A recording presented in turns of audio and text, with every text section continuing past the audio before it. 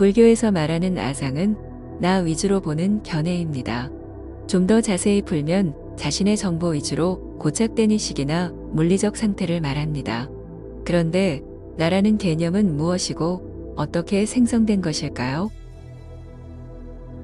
흔히 나라고 하면 의식을 지닌 생물에서 찾는데 엄밀히 따지면 무생물의 나가 훨씬 강력합니다.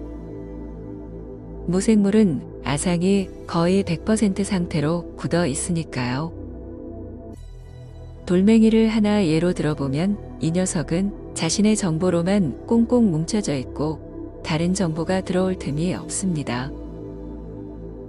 그러니 아상이 얼마나 크겠습니까?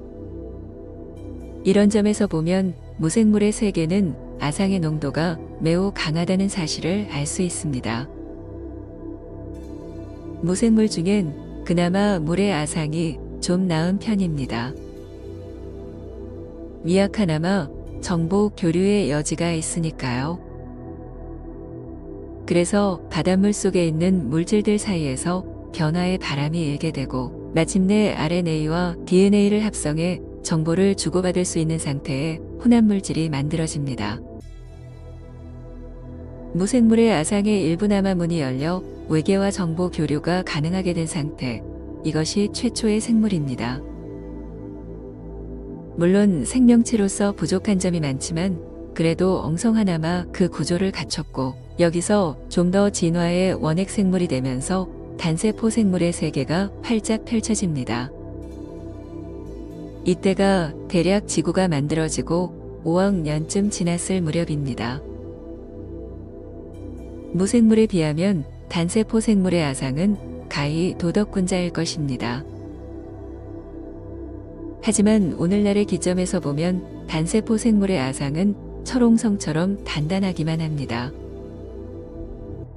단세포 생물은 종족 보존을 위해 아상을 키우면서도 동시에 자신을 희생함으로써 아상을 줄였습니다. 이런 고무줄 같은 아상의 변화는 DNA를 통해 후대로 이어져 갔고 꽤 오랜 세월이 흘러서야 단세포 생물의 아상이 한 단계 물렁해집니다.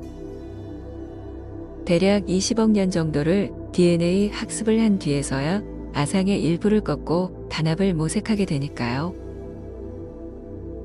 단세포 생물들이 양보를 통해 협동을 하게 되면서 커다란 변화가 시작되는데 바로 다세포 생물의 출현입니다. 이것이 21억 년 전쯤에 나타나기 시작한 다세포 진핵 생물입니다. 다세포 생물은 계속해서 체내의 단세포 생물의 수를 늘려나갔고 그만큼 덩치도 커지게 됩니다. 수십 조 개에 이르는 단세포 생물들의 의견들을 종합하는 과정에 의식이 자라고 결국 나라는 매우 이상한 관념이 형성됩니다. 가령 국민들이 광장에 모여 회의를 한다고 칩시다. 이때 무수히 쏟아지는 의견과 그것을 종합하는 과정을 가지고 나라고 할 사람은 없을 것입니다. 마찬가지로 수십조 개의 단세포 생물들의 목소리를 종합하는 뉴런의 신호를 가리켜 나라고 단정 짓는 것은 매우 이상한 행위임에 틀림없습니다. 어찌되었든 아상이 줄어든 단세포 생물 덕에 다세포 생물이 출현했고 이들은 연력학 제2법칙을 거슬러 진화를 이어가게 됩니다. 그런데 단세포 생물들의 수가 워낙 많다 보니 그 가운데 아상이 돌처럼 딱딱한 놈들도 나오게 됩니다. 단세포 생물은 전체를 위해 기꺼이 희생을 감수해야 하지만 세포사멸 같은 숙명을 거부하는 놈들이 나오면서 암이라는 반란 조직이 생겨납니다. 단세포 생물 가운데 일부가 암을 확대하며 아상을 공고히 하려 하지만 이것이 진화의 대세를 막을 수는 없습니다. 다세포 생물은 그 구성원인 단세포 생물들의 희생에 힘입어 진화에 박차를 가했고 그 과정의 끝에 이르러 영장류가 출현하게 됩니다. 초기 영장류들의 군집은 일정 수를 넘어가지 못했습니다. 그들의 아상에는 허용 범위가 정해져 있기 때문입니다. 그런데 어느 때부터인가 저마다 지니고 있는 아상을 줄여 협동하는 쪽으로 머리를 쓰는 영장류들이 출현합니다. 이로써 군집의 수가 부쩍 늘어나게 되는데 이런 협동의 특성이 발달한 영장류가 바로 인간입니다.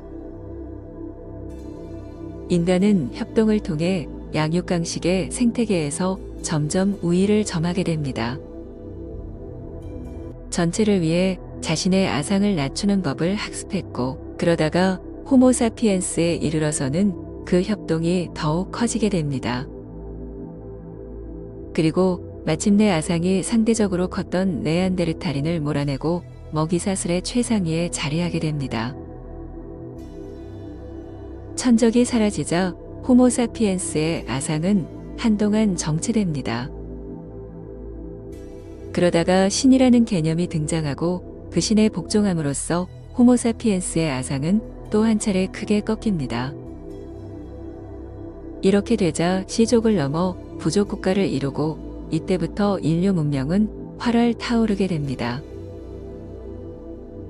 이제 무생물이 지녔던 순도 100%에 이르는 아상은 호모사피엔스에 이르러 50% 이하로 줄어들었습니다. 그리고 적당한 수준의 아상은 협동을 해치지 않으면서 개인의 발전을 도모하게 합니다. 이쯤 되자 더 이상 아상을 줄일 필요가 없는 세상이 된 것입니다.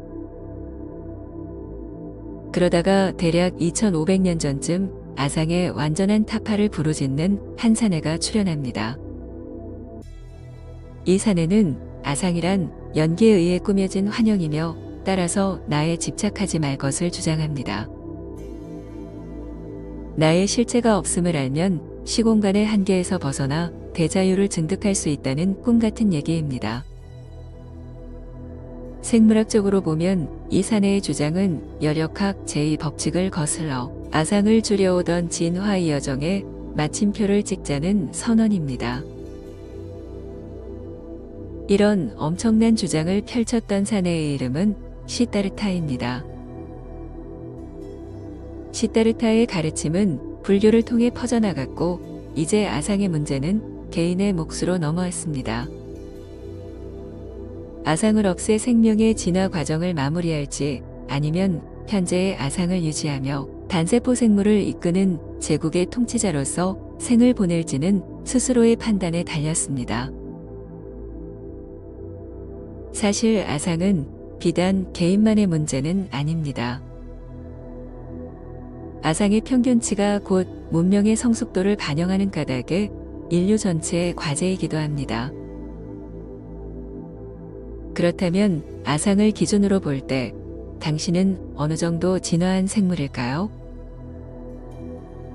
당신의 아상이 오랜 진화의 결과를 설명해 주지 않을까요?